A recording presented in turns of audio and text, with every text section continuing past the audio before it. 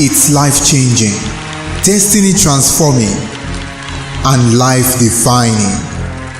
One major pain that always touched the heart of God is for God to see a man that is graced yet experiencing disgrace. The grace of God is upon you, but there are some things you are experiencing that you have no way how you can explain it.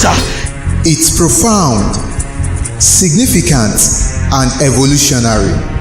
You are a pastor and you are somebody that you are indebted to your landlord, and your landlord is giving you a deadline. You have the grace of God, but you are experiencing disgrace.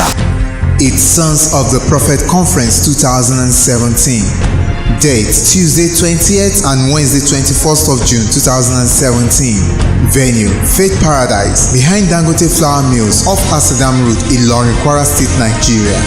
Time 9 a.m. and 4 p.m. daily. I pray for you today in the name of Jehovah.